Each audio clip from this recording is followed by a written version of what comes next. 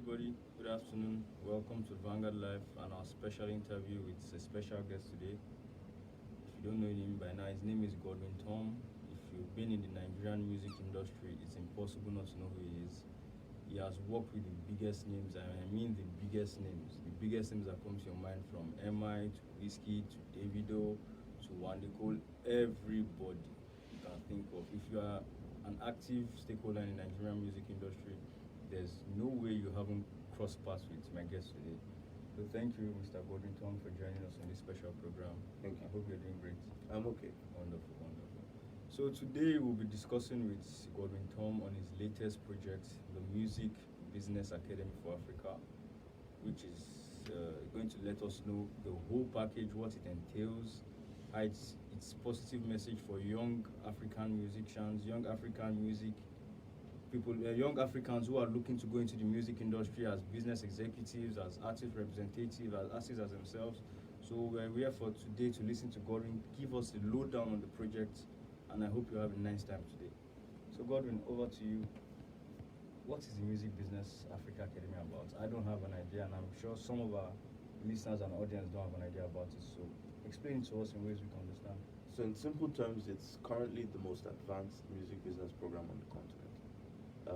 So it started when, 2016, I was trying to hire staff, and everyone I hired, I struggled with because I had to then train them. So I set up this internship program in 2017. So I started doing online sessions to see if I could educate more people. And then I started an internship program in 2017. And the reason for that was I would train up to 30 people and pick staff from there, because it was easier for me to know that, okay, I'm devoting 3 months to training people and then selecting the top or the best of them. But then as I did more of that, I realized that it was a thing that was needed for more people. People were willing to pay to learn about the industry. So I started doing the talent management training programs. And that worked out for a while. And then, last year I thought, there's such demand for this, not just in Nigeria, across the continent. So I set up the academy. Last year we had about 140 people from across the continent. This year we have 163. I keep mistaking it because my staff is also part of it. But the reason for it was, if you go across the continent, all countries across the continent, there are over 1,200 universities, but not one offers music business as a course, which makes no sense because music is what is currently the continent's most valuable export at the moment. So it makes no sense, but it's the reality. So instead of waiting for a school to set it up, we decided we're gonna do it. So I partnered with a professor from NYU and a company in the UK called Music Ally. They train staff in YouTube, they train people from Spotify, all the top labels. So we basically partnered with these two people, collaborated with them to develop the curriculum for the program. But I wanted a situation where we were developing a global standard level curriculum, but that was focused on Africa. If I go to the UK to do my master's in music business, they will teach me how music is done in the UK. Exactly. So who's teaching us how music is done in Africa? And that's what we're doing. Wonderful, wonderful. So basically, you've done this to teach people about the business aspect of music, because over time we've heard of artists coming into music without the financial knowledge, and at the end they get ripped off. They lose their resources based on their lack of knowledge on the business side of music. Yeah. So basically, it's not just enough for you to have that talent. You need to understand the business side of it. We do not lack talent in Africa. As a matter of fact, I say this boldly, part of the reason why major labels are coming in is not because of right now. It's because of 2050, 2060, right? And if they can plant their feet properly now, they'll benefit from Africa. Basically, first mover. And so if you think about it, population, right? Africa currently boasts of the youngest population in the world. And the youngest population in any environment are the people who create music, who push culture. Exactly. So if this trend continues the way it is continuing, Africa would literally Lead. lead in the youth audience. And if you're going to lead, you have to be where that youth audience is, because that's where creation is. So a lot of these labels are looking long term, and we need to start thinking like that as well. We need to start match the thinking energy. we need to start thinking long term and say there's nothing wrong with foreign investment, but there's a lot of problem with the lack of development where foreign investment is going. So that is where we need to step in. So we don't lack talent. What we lack are people who have enough information to question certain things or to embark on certain solutions. I mean, let's take our government, for example, right? I don't think that the government wants the music industry to die, but I think that you cannot be empathetic to an industry if you don't understand it. So we need more people, even within the government, to go and learn about how the industry works and how they can contribute, because this is a multi-billion-dollar business, and it could help raise taxes, it could create jobs, help solve unemployment problems, so many things. Reduce crime too. Exactly. So, but crime. because people don't know how to approach it, they struggle to understand it, and if you don't understand it, you can't fix it. That's true. That's true. So you've been doing this since 2 years now. Yes, the So academy. what are the challenges you face in from setting this up to operating? What are the challenges you experience? Financial. So operational cost. I funded this with my money for the last 2 years. So how much does that set you back? a lot, a lot. But because of the quality of what I want to do, it set me back a lot. But the challenge is then, I remember when I set a price, my partners were like, oh, this should be fine. And my partner's outside the country. And I was like, it won't be, because people are going to struggle to pay. Minimum wage is 30,000 naira. So if the fee is 120, it's minimum wage times 4, right? So it may look, $300 might look like nothing to a lot of people outside, but it's a lot of money here. So finding that balance where we're able to then say, how do we keep the quality of what we're doing top notch without at least breaking even. Losing. Yeah, how do we get so that the point where we're breaking even? That's the first challenge. The second challenge is getting women to participate. Why is that a challenge? So I have gone to different homes. I've spoken to different parents, and one of the challenges that they have is they're afraid of the industry. Right? There is a misconception, and I call it a misconception because most of the thoughts are not true. I remember a parent telling me, "Oh, your industry, people do drugs." I said, "I will take you to different people, different sectors of the economy, from banking to oil and gas to construction, where people do drugs."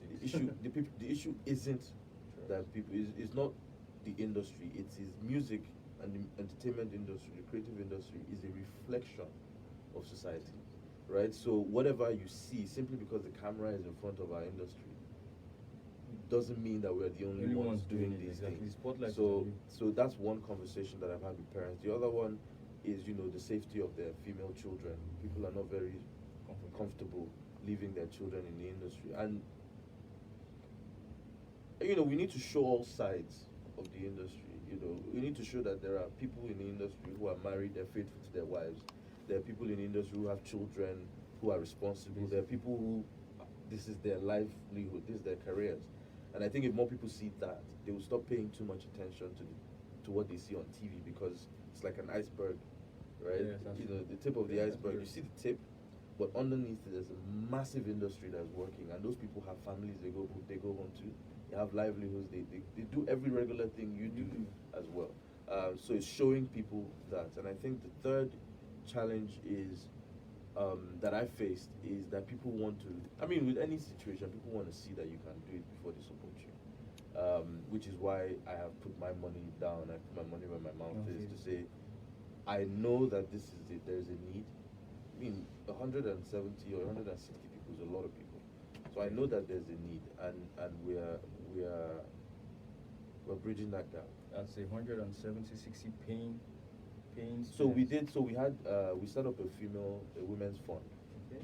And most of them are paid. We did scholarships for a few people as well, but it wasn't a large chunk of the people paid. So we had support from people like AudioMac, We had support from the bank, from Sterling Bank as well. They paid for women. So Mm. between Audiomack and Sterling Bank, they paid for 40 women Wonderful. to be part of the program. And then we have people like Tega from Maven who also contributed, or Mochivius on Twitter who also paid for probably Wonderful. 3 women as well. So, we had people who were supporting and pushing. Wonderful, wonderful.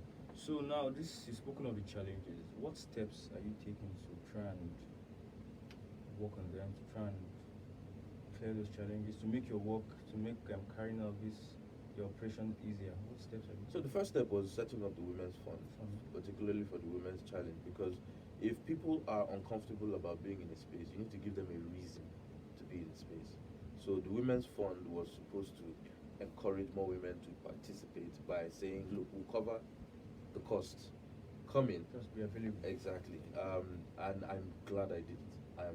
I'm ecstatic because my rationale for this was, regardless of gender, competence is what matters, right? And if you give women the same amount of opportunities as you give men, they're going to do good work. It's not about whether it's a woman, it's about who does the best work. And the women they've showed up.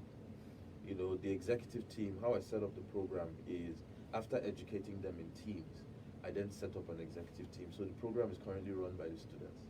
And 4 of the 6 executives running the program are women. So and it's based on the competence that they've displayed, that their own colleagues voted them. I didn't choose, right? I didn't nominate, I didn't choose. So those are the type of things I want to be able to show, and we've been able to do that. With regards to getting people involved and finding a price point, I think we're there. I think we're at that sweet spot where it's easy to give a student discount, and it's easy to get funding and support. So the fee will probably remain the same. For the foreseeable future? Yeah, I mean, the next program is July 22. So we're finishing classes this Sunday. Classes end. I'm going to give them a week break. They've been working, but then after that we're going to the final phase, which is the projects. So we have 2 projects. The first one I can't say publicly, but the second one is the second release. They've released an EP, which was a test run. Now that EP, the initial EP had music from the artist from before they joined the program. So all we did was just sort out their mastering and mixing and ensure that it was cleaned up a little more. But the songs you're about to hear next, the next EP, is music that is produced, written, and performed by people within the program.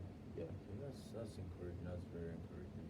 So far, basically, what does the whole program entail? Say I'm interested, or somebody listening to you right now is interested. What are the steps for the program from the beginning to the end? What am I going to be taught? What things will I come? What new skills will I be impacted with? What will I learn for the first time coming into that program? So there are 6 modules in the program. The first one is about an introduction to the African music industry. So we talk about the history. This year we had Adebantu, we had Ifeoma Morige, we had Justin Ige. And we had Panji from Ghana, who's a magnificent historian. And so what we tried to do with that was to start the program by introducing the students to the history. This argument that Ghana owns this sound or Nigeria owns this sound, the truth is, sound travels, right? Exactly. So we talked about the round trip phenomenon. I mean, a typical example I'll give one is, Flavor Nabanea's show, right? It was a song that everybody knows is from Rex Lawson's 1960, the songs in the 60s. But what people don't know is Rex Lawson's song in the 60s was a sample of a Cuban song, Wow. right, called El Manicero, right? So, and how did Cuban sound come to? It was Cuban settlers that came through the coast, that settled in West Africa, and their music began to travel. So as they played music, a lot of those sounds seeped into our culture. Another example, when the sailors, when the Europeans were exploring Africa, the cruise. So the concept, the idea of crew, it's not necessarily an English word. So the crew were the people who were navigating. They knew how to navigate the waters. So the people navigating the waters for the Europeans were called the crew. The crew used to carry these traditionally made guitars or banjos or whatever they were, and they used to play. And the sounds they were playing is the sound that settled in modern Ghana, right? So a lot of those sounds you hear were not originally Ghanaian sounds. not So, even African. so the idea we wanted to show people was we need to come together, right, to find ways that we are properly promoting sounds that are created within our system Indigenous without sounds. needing to fight about who owns Who it. owns what? So we did that, and then we talked about entrepreneurship. We got the director of growth at LIRS speak to the students. We got one of the directors at Sterling Bank to speak about financial literacy. We also got the guys were the head of legal at MTN to talk about the reality of the entertainment industry. We got the head of Google partnerships. So what we do is we get these. There is a class you watch, and then there's a live session. The live session are professionals who are currently doing the work. So that's module 1. Module 2 is on the industries of the music business. So people, if you ask somebody how many industries are in the music business, they'll say, there's music industry. But there are actually 4. So there is the recording industry, there's the publishing industry, there's the live industry, and then there's the interactive industry because of our current digital age. And that we teach that so people understand, because each industry creates jobs in itself. And then we go into copyrights, music and the law, contracts, endorsements, management contracts, label contracts, and then we look at IP valuation as well. How do you value IP? How do you sell it? By IP, you mean intellectual property? Intellectual property, yes. So how do you turn what you create into your bank and your pension? And then by the 4th module, we're talking about A&R and artist development. So the process of discovery, assessment, and development. And then we go into marketing, and then the final module is on touring, which we're on now. Okay. So we had Uncle Eddie Lawani at the last session, who's a veteran in the industry, not the loudest human being, but everyone who works in the industry has somewhat been taught. He's one of those guys that can say, no matter how big of an artist you are, if you're not performing, if Eddie says you're not performing, you're not performing. Wow. That's how powerful Eddie Lawani is. So he was very gracious. He taught the class. He engaged the students, answered all their questions. Went 40 minutes above his time, answering all the questions carefully and slowly. So that's the level we've put in. It's a business school, Yes. right? But we focus on being vocational because we don't want to be stuck with the bureaucracy of a school, because schools can't just change their curriculum, you know what I mean? So we want to be able to catch up as the industry changes. We want to catch up with it as well. Okay, wonderful. So as an artist now, I sign up to the Music Business Academy. How is it going to benefit my career? I'm not sure. I don't know. I'm looking to break out in the music industry, and now here's this program telling me this is a full package, not just the talent side. It equips me with everything I need to succeed. So how am I sure this is going to work for me? Why should I be part of the music business? Well, you just answered the question, right? It equips you because, for instance, no, I can't manage everybody, right? And even with the students I train, they can't manage everybody. We have a massive deficit of managers compared to artists or business people generally compared to the talents.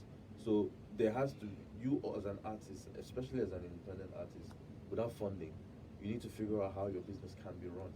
So that knowledge that you get exposes you to ideas that you can widens use. your Widens your scope. So that's the first thing. But we have 2 ways. So there's either you register for the program or you attempt to be selected for the talent project. So the talent project is where the albums are coming out of. So we have this last program, we had about 300 entries. That's over 900 to 1,000 songs were sent in. And we were able to break it down to 5 writers, 5 producers, and then 5 artists. How was that? It was tedious, but shout out my head of A&R. She went through the entire thing, catalog, and picked the top artists among them. Shout out Choma. She did a fantastic job. So the goal is, if you think that your great. Good enough. You know, you're a great talent. Send in your music. We'll go through it, listen to it, and then we'll put it in for programs. So what happens is you are now managed by 150 people, or represented by 150, 160 people who are catering to your career for three to 4 months. Oh, that's wonderful. That's wonderful. In the course of this discussion, you spoke about so many networks, so many partnerships. You spoke about Sterling Bank. You mentioned MTN. How have you been able to gather these partners to work together?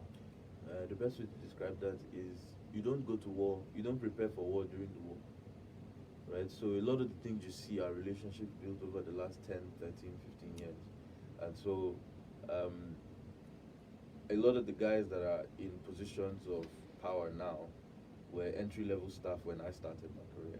Right? So I built relationships with a lot of people. Sometimes I forget myself, because those guys no longer do the day-to-day anymore. So I have to find ways that I'm connecting to the guys doing the day-to-day as well. But this relationship built over years, and trust built with people knowing that, if Godwin puts his hand to do this thing, he's going to give it his best shot. And so they trust that. And so the goodwill plays out. And, and the ripple effects of that goodwill is somebody says, oh, I got an invitation from Godwin Tom. Do you know him? Oh, yes, I know Godwin Tom. Oh, I work with him. Okay, he's a good guy. So it helps. So we've had over 40 faculty members and guests from the US, the UK, parts of Europe, Africa, and the Philippines engage the students. Yeah, during the program. So basically, the Music Business Academy for Africa is there to fully equip you, not just as a musician. It gives you the business aspect of things. Yeah. It equips you fully to go into the music world, and at least it gives you a very high chance to succeed. Yeah. You don't just learn about singing, you learn about the management process, the publicity process. So 3 very important things I achieved with the program. 3 goals. One is information. Information has to be accurate, has to be up to date. 2 is building networks. So you're coming to the program, as long as you participate, you're building those relationships. You're finding people who know how to do amazing graphic work. You're finding people that can do A&R. There's a lady who I wasn't paying attention to, but she has been plugging the EP on playlists across platforms. And she's just quiet, just doing that. So you build those relationships, and you see those people work. And then the most important part is work experience. Because you're not just learning, you're actually releasing music for a real artist. You're promoting it. You're seeing, we can see all the back end. We get all the information. Chartmetric is also our partner in the US. So they give us access to their platform, and we can actually see the growth of the artists because they're tracking it. We can see where they're mentioned online. We can see how their music is doing on music. So we can see those things. Yeah. So that work experience is also gained. So the information, the network, and the work experience are the 3 things that we focus on doing. Basically, you mentioned your career. You mentioned you've been in music industry business for how long now? About 18 years, but as a manager, 13. 13. You started with MI in 2008. Yeah. So give us a lowdown. How has that journey been from 18 years, not just from when you started with MI, from the first start to now? So I started as an artist. Yeah, it didn't work. I've never heard that part before. Yeah, it didn't work. I have a few songs out. I don't promote them. When did you release this? The older ones, I used to be part of a gospel group called 7-7. Okay. Osage used to be my manager. That's Osage Alonge? No, Osarenko. Okay. That's Timaya's manager. She used to be my manager at the time, or my liaison. I don't know what we called it then. It didn't work out really, to be very honest. And I think Nighthouse Studio still has a few of my recordings, a few of my songs, but it didn't work out. So I went back to school. I came out and started working I worked with a few companies, and then met MI in 2008. I've told this story so many times. But I met MI in 2008 and quit my job and came into the industry full time as a manager. So I haven't looked back since then. Did you quit your job as a leap of faith, or you were sure it was going to work out? It was a leap of faith. I remember my first conversation with MI. I asked him, "Do you have money to pay me?" He said no. So it was a mistake. And the reason why this story, I've told you so many times, Osage thought MI said he was looking for a manager. What MI actually said to Osage was he was looking for an assistant because he had a manager. Okay. But we met at Silverbird. Imagine sitting down for a meeting, and then the person you want to interview for PA work is asking you, so what's your plan for the next 5 years? What are you trying to achieve? You know, I was just questioning him, and because I was PR and marketing manager at a firm, so I wasn't coming there as an assistant. Okay. But you know, he didn't say much in the first meeting, and he left. And then after that, he messaged me. I think there was misunderstanding, but let's meet again. So we met the second time. By the third meeting, I quit my job the next day. So basically, you had an incredible first impression meeting. I heard the music. I heard the music, and I was blown away. I had not heard anything like that yet. Which of the songs? So the music Osage sent to me was the songs she sent were Crowd Mentality and Chant Down Babylon. The song called Chant Down Babylon. I remember Crowd Mentality. I was blown away. And then seeing MI work after I quit my job, it was hard at times, but there was just faith. You just knew something was going to happen. MI blew up in 1 year. 1 year, yeah. You know what I mean? Like, obviously, there's been a lot of work leading to that, but from his album, his debut album, it took a year for him to become the Safe to best say, rapper in some the people continent. most people knew him when the album came out. So it's immediately Yeah. released that project. He Yeah. went on fire. Yeah. So from MI, how's his downhill? I worked with the Chalk Boys, so Ice Prince and Jesse, and then after I left the Chalk Boys, I worked with Iris. You want to move fair, family. Yeah. We did some work, and then I met Shoot 'em Camp in 2010. I've worked with them since. Still work with them Yeah, too? yeah. 11 years now as their manager, and then Rooftop MCs. Yeah, And then it's a long list, man. I know Waja and I started working in 2012. Whiskey and I started working in 2012, and then everybody just kind of happened Came after along. that. Yeah. Yeah, so basically, you're one of the first, before Whiskey had that big break. You were It was building- Osage. So Osage was his manager. I remember when he called me to manage him. As soon as I got off the phone, the first person I called was Osage because I didn't know they were no longer working. So I was like, hey. And you got a call from Whiskey From directly? Whiskey, yeah. So he was like, I want you to work with me. I'm like, okay, I'll call you back. So I called Wow. Osage and I was like, you know, I don't know what's going Yeah. on. But so she told me, oh, we've not been working for a while. And I said, okay. She was like, please take the job. Like, I'd rather, you know, I don't know what happened between them, but she still cared for him. So she felt like she would rather have someone she knows and trusts working with him than a random person. So I called him back. We had a meeting and took it from there. So how was it working with Whiskey? It's tedious. It's astonishing how much work he puts into the music. I mean, people say things about Whiskey. They say the women thing. They say all these different issues. But Wiz literally sleeps in the studio. He's working every day. He's recording every day. There was a time when Wiz had a folder. I'm sure he still does. A folder where if he feels like people are not talking about him enough, he can just release. Really, he had so much music. He worked so hard. And another artist that does that is David as well. So it's no surprise how successful they are because of the amount of work they put in. So you seen this buzz around Whiskey, Essence, and the rest? You're Whiskey not knew. shocked. Whiskey knew. Whiskey This knew. is no Whiskey knew. So this was expected. Expected. So Whiskey knew. it's not impossible. I won't be wrong to say he's expecting more, something bigger than this. So the thing about Wiz is, and one thing I respect about him was Wiz never made a decision on the spot. So he's very deliberate. He's very careful. I mean, there was times where he was reckless, but he was young. You know what I mean? We've all gone through that process. But he's gone to this. There's a level of maturity now that I see. Every artist has their problems, so there's no point talking about it. Creative people are creative people, and they'll behave emotional. But Wiz knew. That's the only thing I can say. That's the best description I can give you for how he took his career.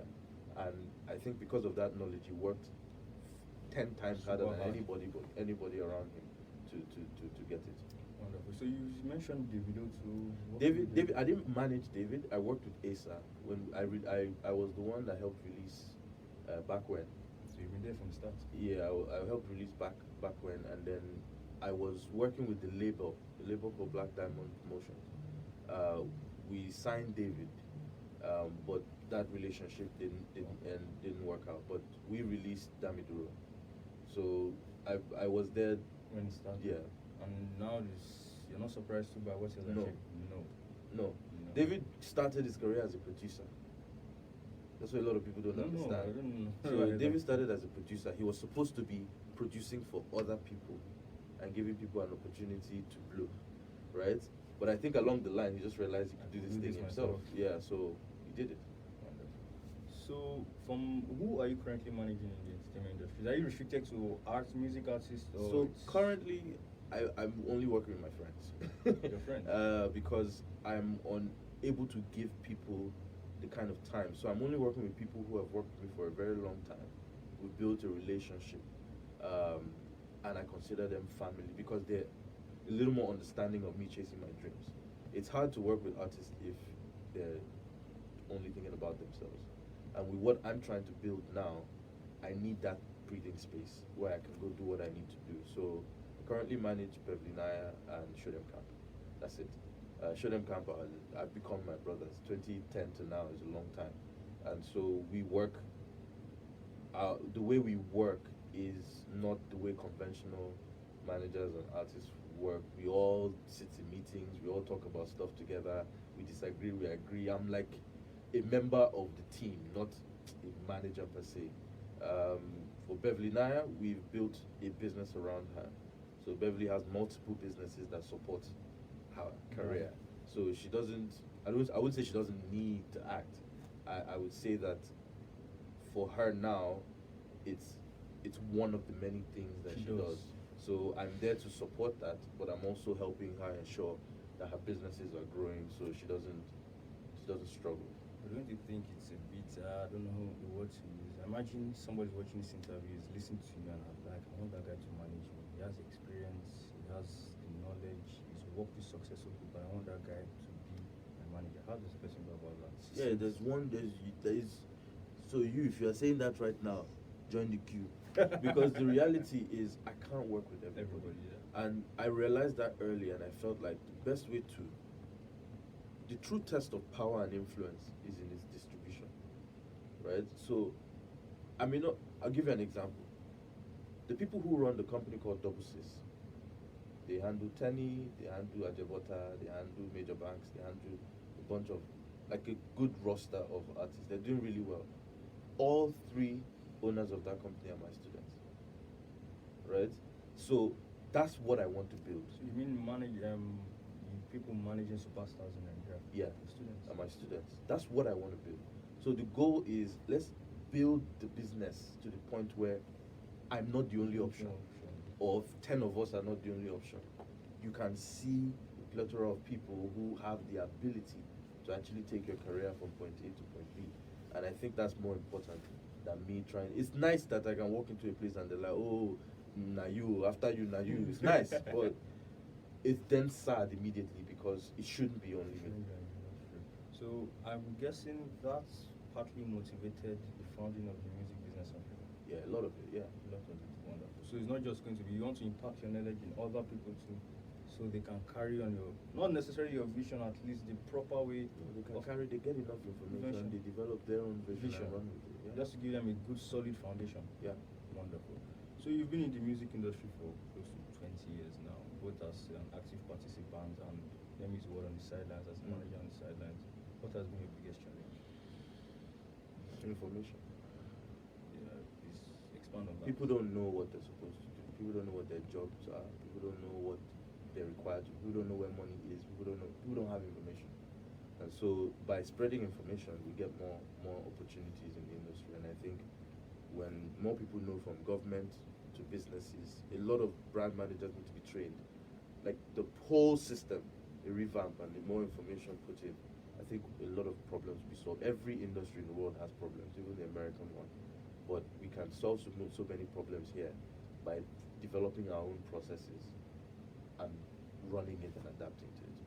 Tailoring our own solutions to our problems, basically. I say creating solutions, Yes. tailor-made solutions to For our us, own issues. yes. Yeah. Wonderful. So what is your highest point? My highest point. Yeah. Let's get to that for you.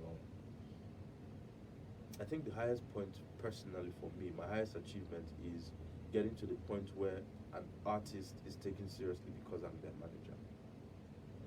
I no longer need to be Godwin Tom, Wizkid's manager, or Godwin Tom, MI's manager. I'm Godwin Tom, period. Godwin Tom, everybody Right? knows who Yeah, Godwin Tom and is. I think that was the turning point for my career. Wonderful. So, no one there's a high point, there's an opposite, low part. So, what's your My lowest point was learning how cruel the industry is. When I stopped managing MI, people stopped taking my calls, and I didn't really pay attention to it. And then I started working with Wiz, and people came back taking my calls out. Everybody was friendly again. And then when Wiz and I stopped working, back to square? so that was when my eyes opened. I think it was a burden and a curse. It was a curse and a blessing, because my life changed after Wiz and I stopped working. I realized that I needed to build my own reputation and my own brand and do my own work to build it. So by the time I was working with One Day, I could call and somebody would say, if Godwin is the one managing One Day, there'll be no problem. And that was where I wanted to get to. So basically, the Music Business Academy for Africa, where do you see it? What's the future for it? Our goal is quite big. So we want to run the program in multiple languages across the continent, just to ensure that we don't leave anyone out of the program. So we've developed the content. Now we need to transcribe and take it across the continent. That's our next step. And the goal eventually, I don't want to build a school. We have enough schools, so I want to help schools develop programs that can help their students do better. So where else can people go to read more about the Music Academy? On the website? So there's musicbusinessafrica.org. That's the website. Or you visit the social media handles at MB Academy Africa, MB Academy Africa, on Twitter or Instagram. Yeah. Facebook? It's on Facebook, Music Business Africa as well. So Godwin, thank you very much. Thank you for been having very educating. Before this program, I had no idea. I had a slight idea, I had an understanding, but now I think I have the full lowdown. You've done a great justice, and it's a very, very impressive program you set up, because we know how things are done here. Things properly are not run properly, they're not managed properly, and we know the music industry is like a cutthroat world, where if you're not sharp, you lose out. You lose out. And we've seen promising artists with talents. Unfortunately, they've not been able to live up to that talent.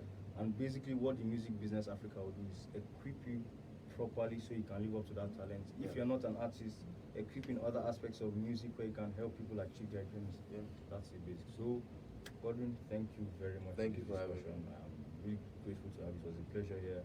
And I hope our listeners, you picked up a couple of things. If you have interest in the music industry, I mean, you have to listen to Godwin Tom. Whatever he says is almost golden. So, no be lying at the line, bro. So I'm nothing but the pencil. Whiskey Davido, MI. I'm hearing Starboy name, so it's incredible to have you with us today. I'm very grateful, and thank you for your time.